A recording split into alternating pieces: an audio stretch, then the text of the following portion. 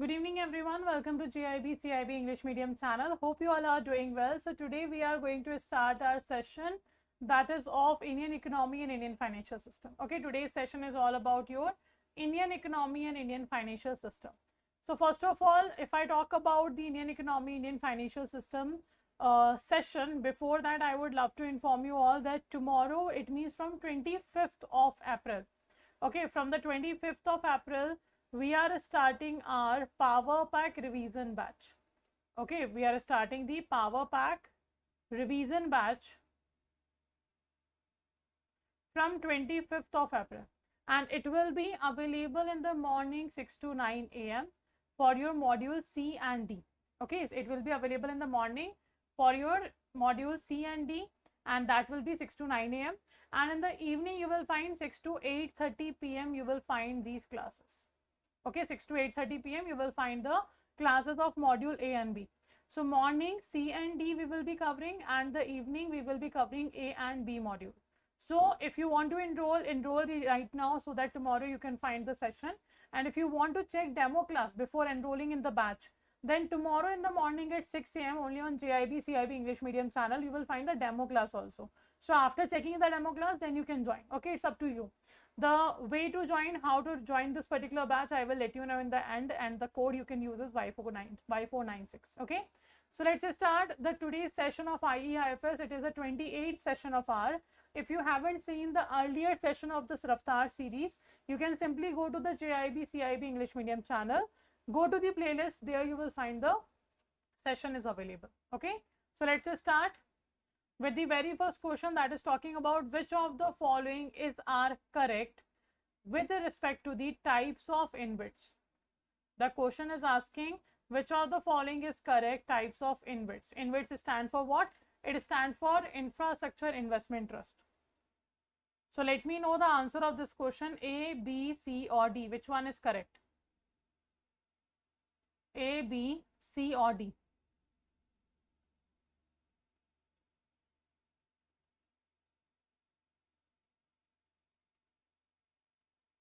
So we are talking about the InvITs. InvITs stand for Infrastructure Investment Trust, and this Infrastructure Investment Trust is actually talking about the types of the InvITs.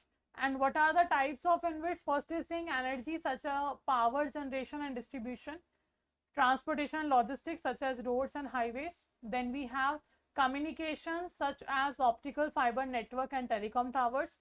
Then we have social and commercial infrastructure such as parks, water. Then we have water and sanitation such as the irrigation network.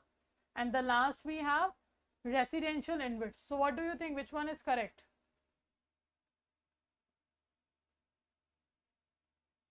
Which particular statement is correct here related to the types of InvITs? So InvITs is a type of way, or InvITs is actually raising the fund in form of mutual fund from the market, from the general public, for the purpose of infrastructure requirement. Hana, to fulfill the infrastructure requirement, InvITs is raising money from the market, from the people. Okay, so it's very hard to invest in infrastructure regularly. It's not like that every person can purchase a certain property on a daily basis to participate in the infrastructure financing, because infrastructure requires a large amount of capital and for a longer period of time. That is not available with every individual. That's why the InvITs was introduced, so that with the minimum amount of investment, maximum people can participate in the infrastructure development. Okay, so which one is correct? First is saying that only first, second, fourth. Second is saying all except 4. Third is saying only 1, 2, 4 and 5. And fourth is saying all except 6. And actually the residential InvITs is not there. It's a residential in real estate investment trust. Okay, residential is a type of REITs, not of InvITs. So all are the correct, but the D option is not. It means the all are correct except the 6th option. That is the residential. Residential is a type of a REITs, real estate investment trust. So right answer we have a D option. Now, which of the following are correct about objective of MP? Which of the following is correct about objective of MP? Okay, first is saying to maintain high professional and ethical standards in the mutual fund industry. Second is saying to interact with the SEBI for betterment of mutual fund industry. Third is saying to make representations to the government, RBI and other regulatory bodies on matters which are related to the mutual fund industry. Fourth is saying to develop a well-trained agent distributors network for mutual fund industry. So which of the following is the right objective of AMFI? So I guess everybody is aware about AMFI. It stands for Association of Mutual Fund of India. AMFI is a self-regulating organization in the mutual fund market or the mutual fund industry. It helps the SEBI to develop, to monitor, to innovate and to promote the mutual fund industry in the country. So which of the following are the correct objective that is performed by the AMFI? That is Association of Mutual Fund of India. A, B, C or D? So first is saying maintain high professional ethical standard, that's true. Interact with SEBI for betterment, that's true. Make representation to government, RBI and other regulatory bodies, that's also true. Develop a well-trained agent distributor network for mutual fund, that's also true. It means all are the correct options about the objective of AMFIs. It all are correct about the AMFI. A, B, C and D all are correct. 1, 2, 3, 4 all are correct.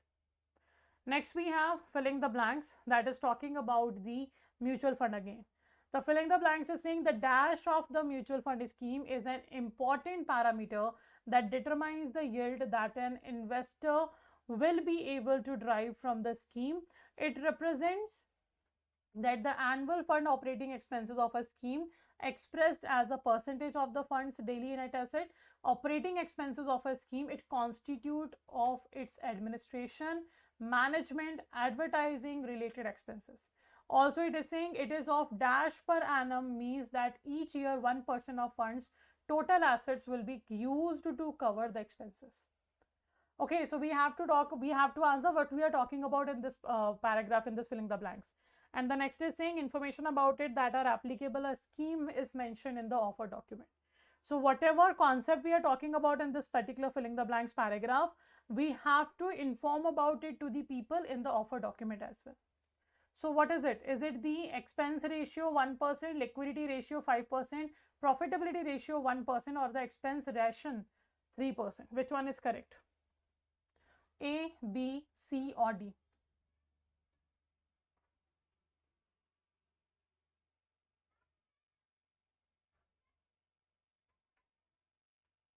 Let me know the right answer.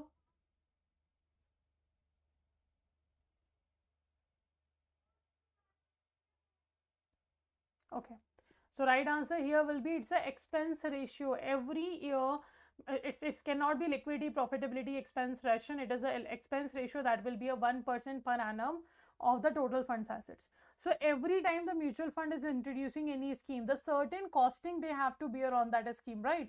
Costing is related to the operating expenses like the administration charges, management, advertising related expenses. So all these expenses are called as a expense ratio of a mutual fund. That will be 1% of the total asset. Okay, so this is the expenditure that the mutual fund does to introduce any scheme or the investment. Okay, now next we have next question talking about the RBI formed guidelines for commercial banks funding the leasing company on the recommendation of which of the following committee? So RBI have introduced or RBI have formed the guidelines for the commercial bank and allowed the commercial bank that you can go and you can start funding the leasing company in the country. So on the recommendation of which committee RBI have done that? Is it LM Sanghvi committee? Is it Tarapur committee? Is it Bhatt committee? Or is it GS Dhatore committee? So which committee is it for introduced for the banks in which the banks have been allowed to fund the leasing company? So leasing is simply when we are providing a certain asset or property on a rent in which lessor will be there. Lessor is the owner of a property, lessee will be there, lessee is the tenant of a property and we pay lease rental. Lease rentals are what? Simply we can call it the rent that we are making payment of using that particular property. Okay, that's a rent. So if we talk about the Tarapur committee was introduced for the capital account convertibility. Okay, for the purpose of decision we needed to take for capital account convertibility. For this we have introduced the Tarapur committee. Bhatt committee came to introduce venture capital business in the country? And the right answer will be A, it is a GS Dhautore committee. Hana, GS Dhautore committee is there which actually recommended, or on the recommendation of which RBI allowed the commercial bank to fund the leasing company. So right answer is A. Now, insurance contracts are subject to certain principles. Which of the following are those principles? We have insurance concept or the contracts, they are subject to a certain principle. Which of the following are the part of those principles? So insurance is what? Insurance is simply a contract between the two parties, the insurer and the insured.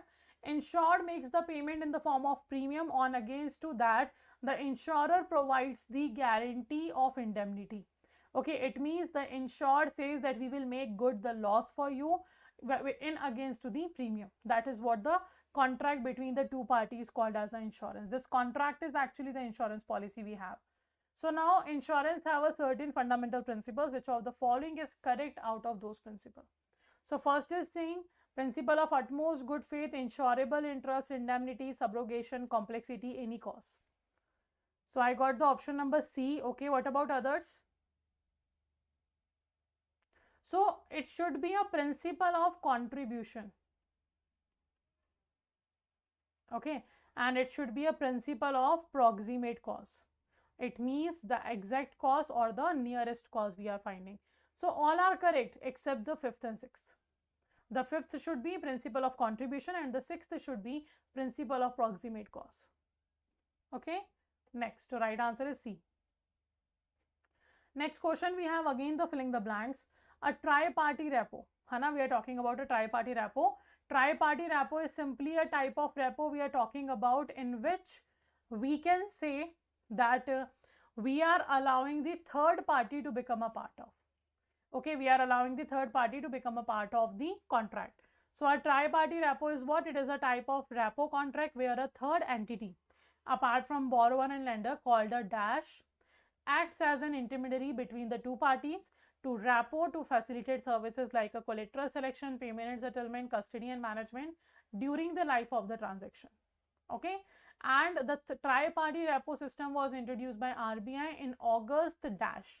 So there are two answers we have to give. First, this third party is named as what, and the second, when RBI have introduced this.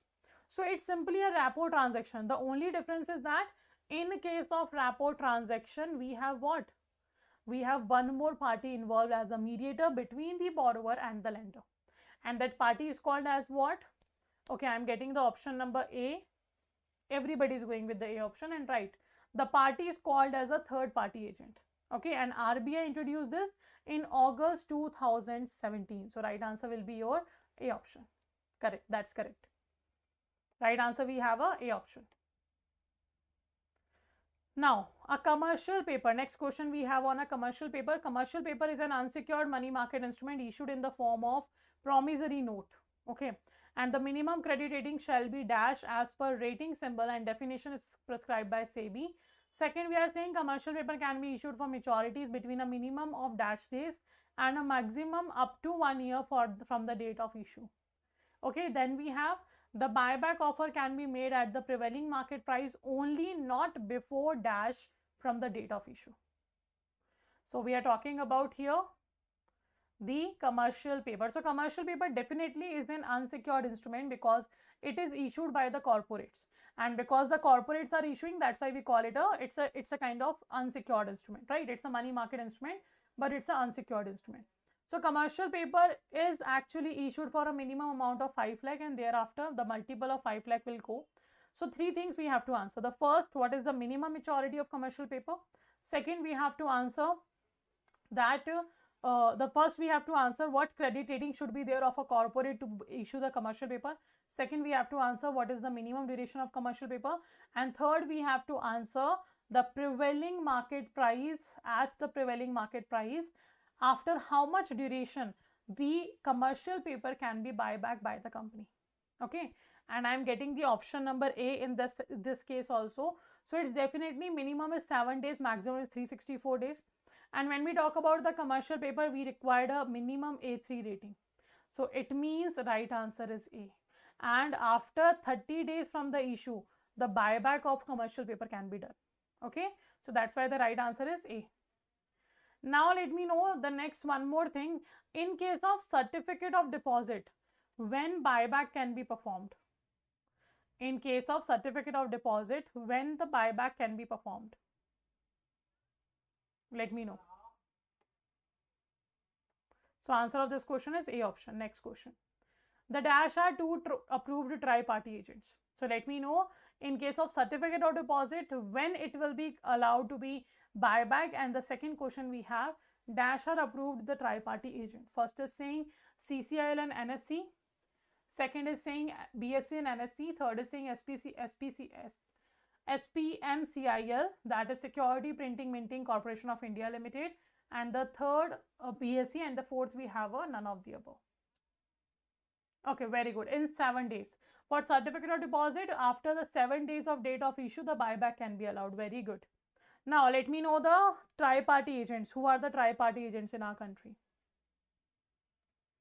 So, SPMCIL is its Security Printing Minting Corporation of India Limited, which covers total 9 units, 4 the printing press, 4 your minting, and the 1 paper mill. All these 9 units are part of the SPMCIL. And the right answer will be, it is CCIL and NSE. Very good. The right answer will be what? CCIL and NSE. Clearing Corporation of India Limited and National Stock Exchange. Okay, so right answer is A. Next. Usance promissory note drawn by the discounting bank against the underlying bills. So while discounting the bills, actual endorsement and delivery of these bills are not necessary. So instead, this promissory note is delivered. Since the note derives its value from the underlying bills, this is called the dash. So in this paragraph, actually, we are talking about the BRDS scheme. Okay, in this paragraph, we are talking about what? We are talking about the BRDS scheme. It's a bill rediscounting scheme in which a bank discounts a bill of a customer, and on the same bill, bank rediscounted from the another bank. Okay, if you remember, we have taken the example of PNB as a discounting bank and SBI as a rediscounting bank, if you remember that, the example. So that's a BRDS, bill rediscounting scheme. Now in the BRDS, you do not have to transfer the actual bill to the rediscounting bank, but you can do what? You can make a document out of it, and that will be derived document. So what it will be called as? BRDS, DUPN, or bonds discounting scheme. What it will be? The document you are creating or the security you are providing to the rediscounting bank to get the immediate liquidity from the bank on the same bill. What it will be? A, B, C, or D?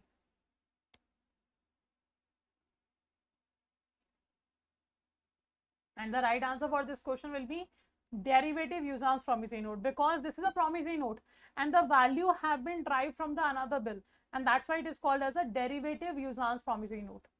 Okay, that's why it will be called as a derivative usance promissory note. So right answer will be your B option. Next, there are two types of factoring services, dash factoring and dash factoring. Which of the following is the two types of factoring? So factoring is simply a credit facility that is provided by the bank to its customer on behalf of his trade receivables.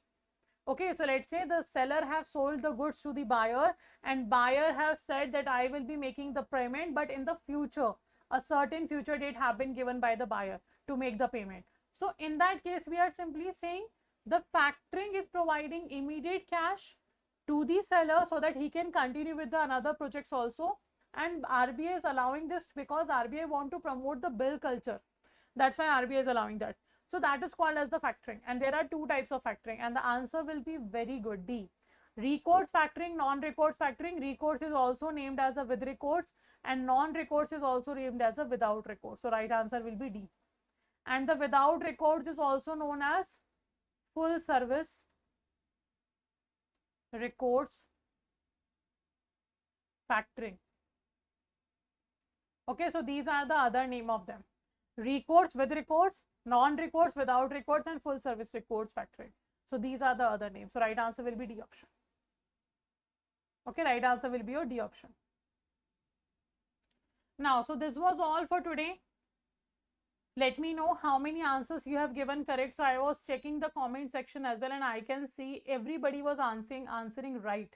I guess all the people here have answered correctly for each and every question of today's session, and I'm very happy with that.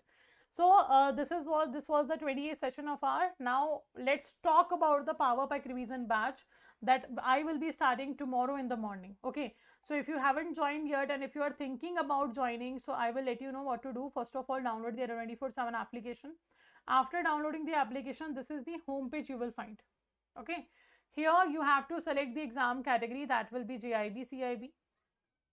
Go to the JAIIB May 2025. Here you will find the Power Pack revision batch is available. If you want for only one subject, then you can see IE IFS English Medium Power Pack revision batch is also available. Clear? Do check this. It is an English medium or a bilingual. Do check with the name first. Okay. So if you want to go with all the 4 subjects Power Pack revision batch, you will get live class, test, ebooks. When you scroll down, you will find the study plan as well. So I will show you the study plan of only IE IFS. So by rest you can see by yourself. So this is IE IFS. We are starting IE IFS from 25th of April. It means from tomorrow morning. And there are 2 timings. The first is 6 p.m. to 8:30 p.m. and the second is 6 a.m. to 9 a.m.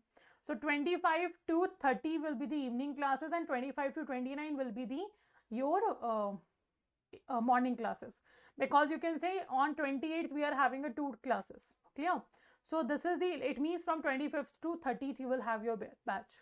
Now if we talk about morning classes will be of C and D module that I will be taking care of. Evening classes will be A and B module that Kinshuk sir will be taking care of. So do remember 25th to 30 this batch will continue. The same study plan will be there for the individual IIFS subject. Okay, so how to enroll? After checking all the details, simply click on the buy now option. Enter a code here that will be Y496 and apply. Once you apply, we have 77% discount, and to enroll you can use the code Y496. You will get 1% additional discount from the other 24/7 application. So 78% discount will be there. For all the 4 subjects, this is the around 2100 you have to pay. If you are only going to give the IE IFS paper, then this is the individual batch for IE IFS Power Pack revision. You can go and click on the buy now option. The study plan is same that I have showed you. If you want to check, you can scroll and check the study plan from there. And 77% discount is available here. If you enroll by using the code Y496, you will get 78% discount, and the code will be Y496. So here 600 something you have to pay. So this is how you can enroll. And if you want to check, like if you want that first I should check the demo session, then I will decide I want to enroll or not. So the demo session will be available tomorrow in the morning at 6 a.m. and tomorrow also in the evening at 6 p.m. Both the demo sessions are available on JAIIB CIB English Medium channel. You can go and check it out. Okay, so that was all for today. Also, do not forget to subscribe the JAIIB CIB English Medium channel so that all the upcoming sessions, so that all the upcoming sessions notification will be given to you. So subscribe the channel and press the bell icon so that upcoming sessions notification will be given to you. Okay, and also all the very best for your preparation. I will see you tomorrow in the morning at 6 a.m. with the Power Pack revision batch of ours. Okay, till then, take care everyone. Thank you for joining this particular batch with this particular session with me. See you in the next class. Take care all.